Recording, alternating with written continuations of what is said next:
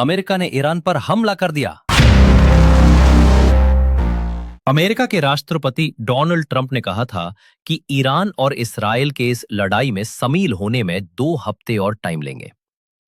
लेकिन इस अलार्म के 36 घंटे बाद अमेरिका ने ईरान के न्यूक्लियर ठिकाने में हमला कर दिया। 22 जून 2024 को अमेरिका ने ईरान के 3 न्यूक्लियर ठिकाने नतंज, इस्फहां और फोर्दो पर हमला किया।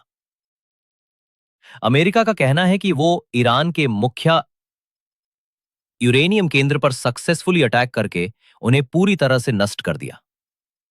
ये वही ठिकाने हैं जिसको लेकर कहा जा रहा था कि ये जमीन के काफी नीची है और इस पर हमला करना इतना आसान नहीं है।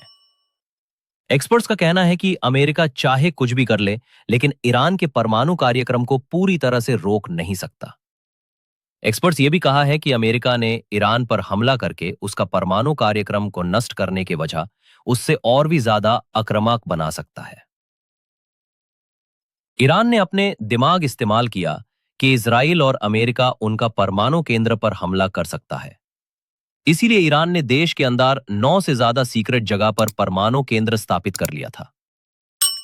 कई खबरें यह भी आ रहा है कि ईरान को अमेरिका की हमले का भनक पहले ही लग गई थी। एक्सपर्ट्स का कहना है कि इसलिए ईरान ने अपने फोर्दो केंद्र से यूरेनियम पहले ही हटा लिया था। एक्सपर्ट्स ये भी कह रहे हैं कि यह संभव है कि ईरान अब इंटरनेशनल एटॉमिक एनर्जी एजेंसी के साथ अपने सहयोग बंद कर दे।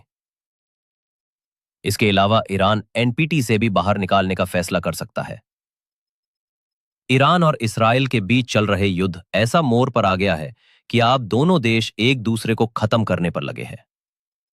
दोनों देश एक दूसरे पर हमला कर रहे हैं, लेकिन ईरान पर अमेरिका के हमले ने इस लड़ाई को और ज्यादा भड़का दिया है। इस हमले का बदला लेने के लिए ईरान इसराइल पर हमला और तेज कर दिया है।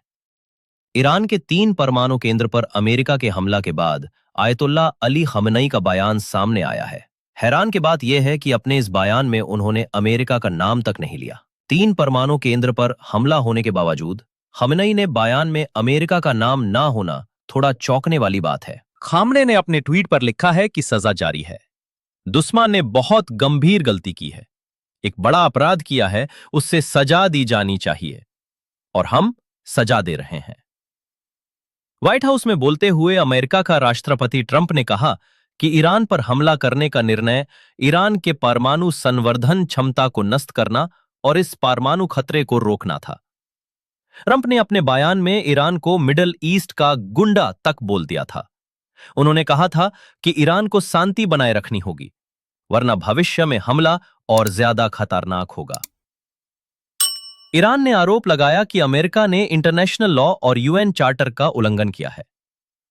18 जून 2024 को ईरान का हेड ऑफ द स्टेट और सुप्रीम लीडर खामने ने अमेरिका को सीधा चेतावनी दी थी कि अगर उसने इजराइल के युद्ध में शामिल हुआ तो अंजाम बहुत बुरा होगा।